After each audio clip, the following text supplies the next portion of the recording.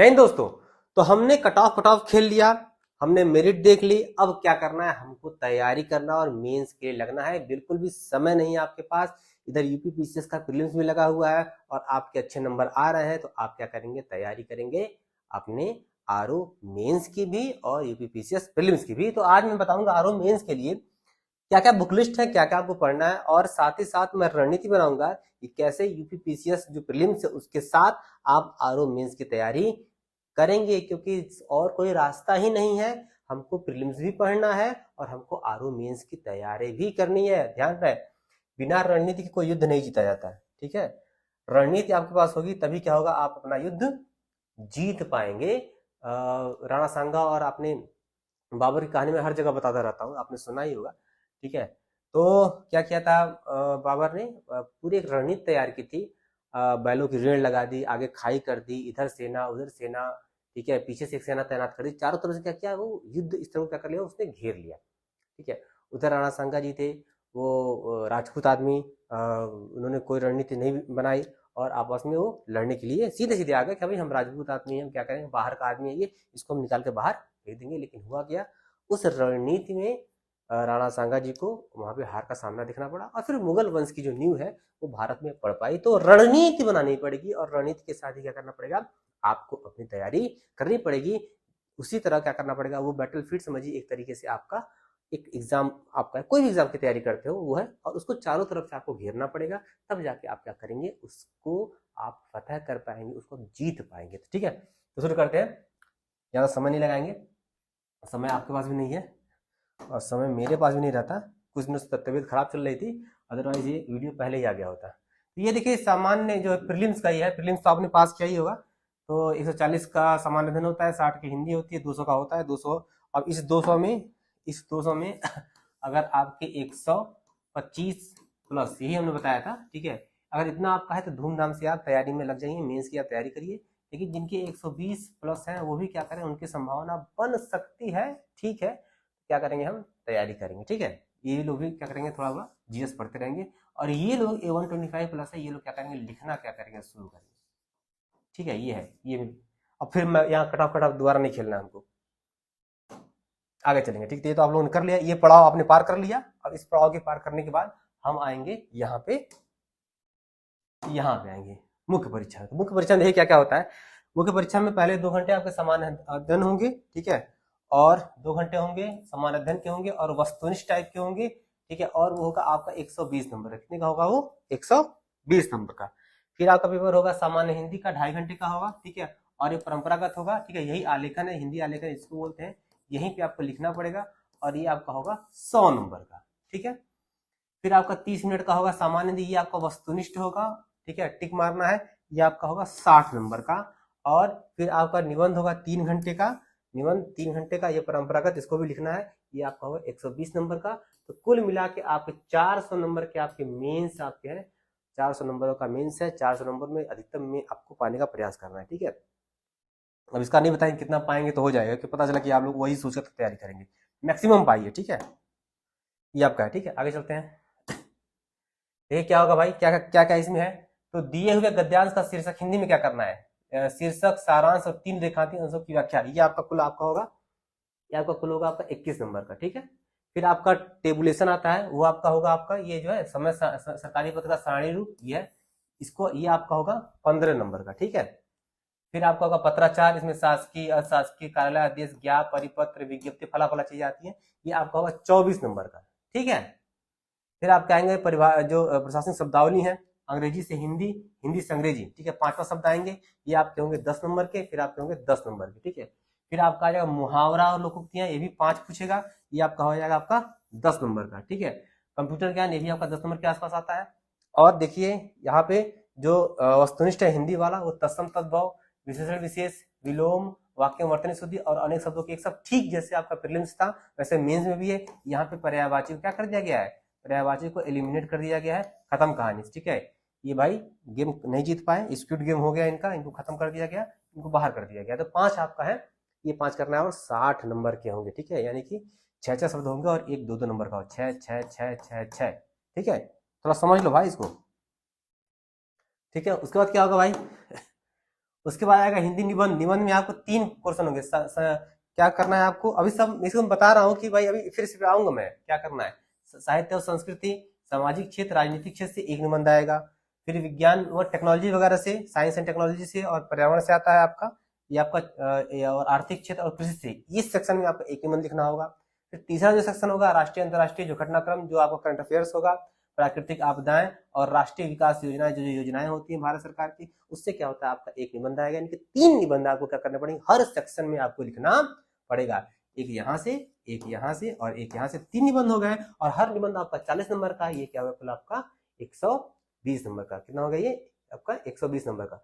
120 number वहां आपका, 160 number यहाँ आपका, अरे 120 नंबर आपका जीएस, 160 में 100 नंबर आपका हिंदी और 60 नंबर आपका हिंदी वस्तुनिष्ठ और 120 नंबर आपका निबंध। ये कुल हो गया आपका 400 नंबर का क्या हो गया। अब इस 400 नंबर में आपको क्या करना है, मैक्सिमम क्या करना है, खोजना है। तो अभी तक क्या किया मैंने, आपको सारा सिलेबस क्या कर दिया, दिखा दिया, और सारा यहीं से कहाँ से प्रश्न आएंगे और कितने कितने नंबर के आएंगे आपको मैंने बता दिया। अब हम आते हैं, देखते हैं भैया कि ये क्या है क्या करना है अब, ठीक है। तो सबसे पहले हम आएंगे बुक लिस्ट, ठीक है। प्रीलिम्स और मेंस, जिस किताबों से आपने प्रीलिम्स पास किया है उसी किताबों से आपको मेंस भी पास करना है। कोई एक्स्ट्रा किताब आपको पढ़ने की आवश्यकता नहीं है। आपको जो प्रीलिम्स आपने पढ़ा है वही आपको क्या करना है, मेंस के लिए आपको पढ़ना है, ठीक है।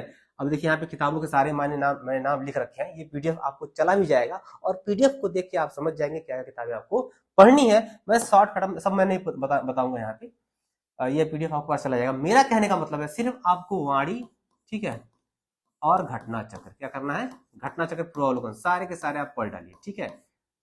ये 2 चीजें आप काम कर जाइए। और लास्ट में रिवीजन के लिए आप ल्यूसेंट को रख लीजिएगा, ठीक है।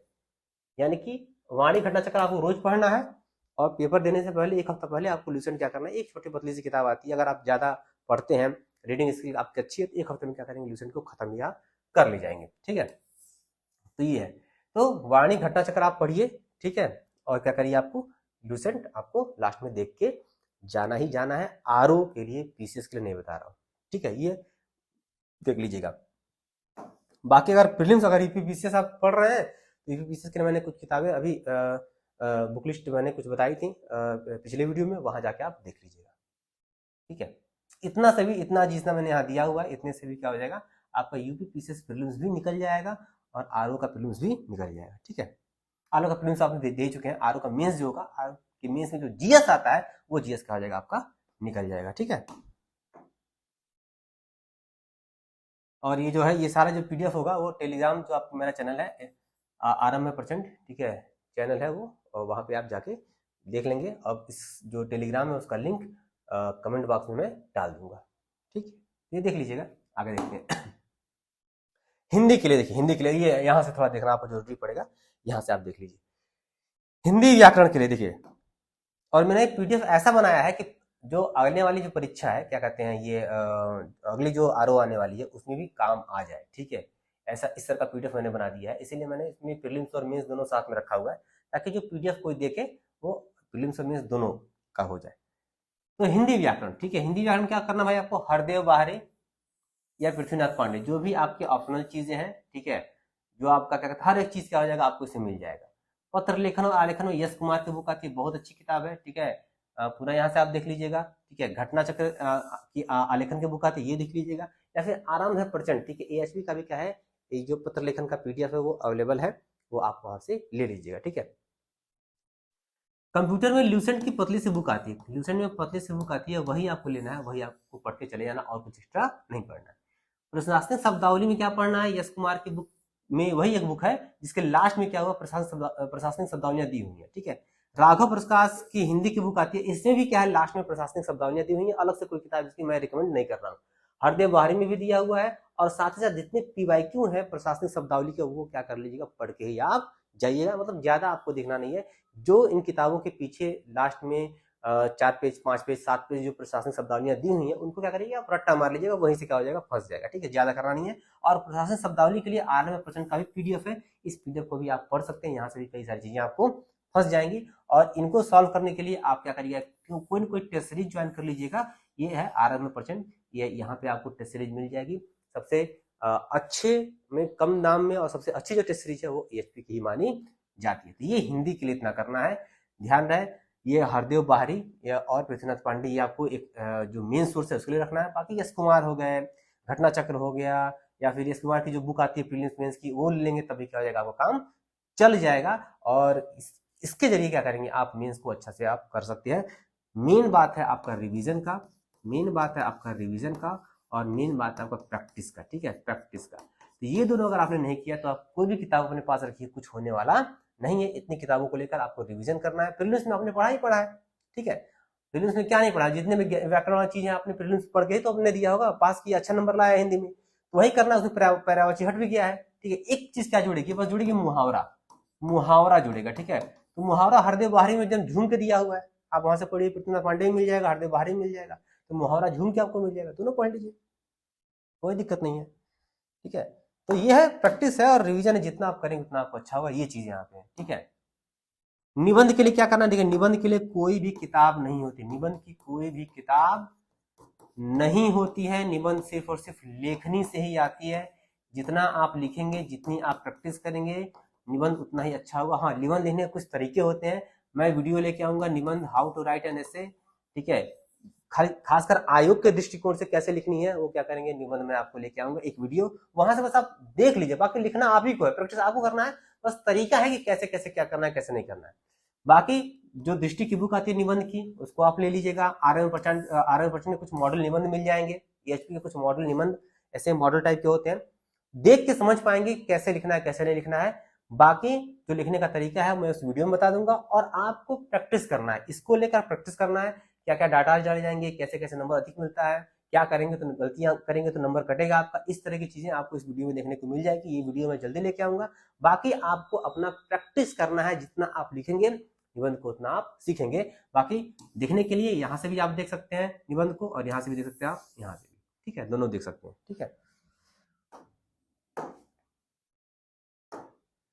अब रणनीति क्या है भाई, एक और देखिए छूट गया करंट का। करंट के लिए क्या करना है, करंट के लिए आपने जो पढ़ा है वही पढ़िए, ठीक है।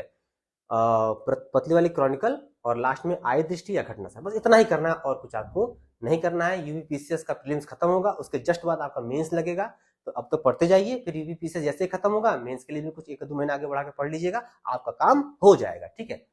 अब देखिए क्या करना भाई, दोनों जिसका 125 प्लस है या 120 के आसपास भी है, तो वो क्या करेगा, देखिए सबसे पहला क्या है कि आप यूपी प्रीलिम्स के साथ ही करना है। यूपीपीसीएस जो आपका प्रीलिम्स है उसके साथ ही आपको जाना है। जो लोगों ने भी दिया होगा वो निश्चित तौर पर यूपीपीसीएस का प्रीलिम्स भी दे रहे होंगे। ऐसा कोई नहीं होगा जो आरओ का मेंस लिख रहा होगा और यूपीपीसीएस का प्रीलिम्स नहीं दे रहा होगा। 99% बच्चे ऐसे होंगे, 1-8% हो सकता है भाई कोई अपवाद हो, मैं नहीं कह सकता। तो अब जब जीएस जो मैंने किताबें बताई, जीएस तो दोनों साथ ही हो जाएगा भाई। प्रीलिम्स का देना है यूपीपीसीएस तो जीएस झूम के पढ़िए, जीएस को ज्यादा समय दीजिए, तो जीएस का आपका जो 120 नंबर है आरओ मेंस का भी तैयार हो गया।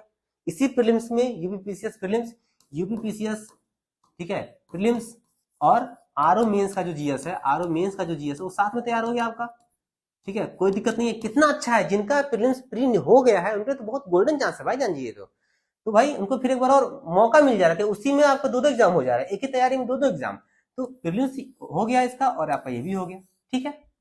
करंट आपका दोनों साथ हो ही जाएगा भाई, जो किताब यहाँ भी पढ़नी है वही किताब वहां पढ़नी है, कुछ बदलना है नहीं, दोनों आपका साथ हो गया, ठीक है। हिंदी का देखिए, हिंदी में क्या है, सीसैट में हिंदी के कई सारे पार्ट, 20 सवाल आते हैं हिंदी के 20 सवाल आते हैं, और जो 5 पार्ट उसमें दिए हुए हैं विशेषण विशेष अगर छोड़ दिया जाए, ठीक है, देखता हूं मैं, दिखाता हूं मैं हिंदी का देखा जाए, हिंदी में देखिए, हिंदी में देखा जाए ना, तत्सम तद्भव बल सीसैट में आ जाता है, ठीक है। विलोम आ ही जाता है, वाक्यवर्तन शुद्धि सीसैट में आ जाता है, अनेक शब्दों के शब्द सीसैट में आ जाता है। विशेषण विशेष से कहा है, कभी आता है कभी कभी नहीं आता, कोई गारंटी नहीं है। लेकिन बाकी जो 5 है इसमें, ठीक है, इस 5 में से 4 पार्ट हैं जो सीसैट में आ जाएंगे, तो पढ़िए इसको भी, इसको पढ़ेंगे आपको सीसैट का हो जाएगा। सीसैट में आपका 20 क्वेश्चन आएगा हिंदी का, तो कुछ कोशिश करिए 18 सवाल 19 सवाल में सही हो जाए, ठीक है। बाकी आपको सीसैट में पास करने में आसानी हो जाएगी, कई लोग सीसैट में फेल हो जाते हैं। तो हिंदी का जो पोर्शन है वो आपका यहीं से क्या हो जाएगा, कवर अप हो जाएगा। हिंदी कई भाग क्या हो जाएंगे आपको, यही इसी किताबों पढ़ते रहेंगे तो आपका सीसैट भी क्या हो जाएगा, क्लियर हो जाएगा। तो करना क्या है भाई, सीसैट के लिए आप हिंदी पढ़ेंगे। बाकी लिखने के लिए 1 घंटा 1 घंटा रोज आपको लिखना है। अब लिखना क्या है, रोज आपको क्या करना है, लिखना है। तो लिखना क्या है, कहां से, 1 घंटा, बस 1 घंटा, ज्यादा नहीं देना है, 1 घंटा। लिखना क्या है, लिखना क्या है, लिखना क्या है, देखिए क्या क्या लिखना है। देखिए अब देखिए नंबर कहां कहां से दिख रहा है, 21 नंबर आपका गद्यांश वाले से आ रहा है, 15 नंबर टेबुलेशन से आ रहा है और पत्राचार से 24 नंबर आ रहा है, ठीक है। और मुहावरे, ये जो मुहावरे आप देख रहे हैं, अगर आप सीसेट तैयारी करेंगे, सीसेट में मुहावरे पूछता है, ये मुहावरा आपका तैयार हो जाएगा, ठीक है। आप सीसेट तो पढ़ेंगे पढ़ेंगे, और उसमें हिंदी पढ़ेंगे पढ़ेंगे, छोड़ दीजिए, मैं लिखने की बात कर रहा हूँ, ये आप तैयार करिएगा, लिखने वाला छोड़ दीजिएगा अभी, ठीक है। वाक्य प्रयोग बाद में बताया जाएगा। अब देखिए तो 21 नंबर, 15 नंबर, 24 नंबर, इसको 10 नंबर मैं छोड़ दे रहा हूँ अभी, ठीक है। अब इतना नंबर जो, ठीक है, इतना ये आपका है, ठीक है, लगभग लगभग आपका 50 नंबर, ठीक है, लगभग लगभग आपका 50 नंबर क्या हो जा रहा है, आपका मिल जा रहा है इन्हीं तीनों से, ठीक है। अभी मुहावरा छोड़ दे रहा हूं मैं, तो क्यों ना भाई, क्यों नहीं करेंगे भाई, हम पहले पत्राचार वाला काम खत्म करेंगे। रोज 1 घंटा लिखेंगे, 1 घंटा में 30 मिनट, 30 मिनट आपको पढ़ना है और 30 मिनट आपको लिखना है। भले आप देख के लिखे शुरू शुरू में, कोई डजंट मैटर, कोई बड़ी बात नहीं है। 30 मिनट आप पढ़िए और 30 मिनट आप लिखिए, ठीक है।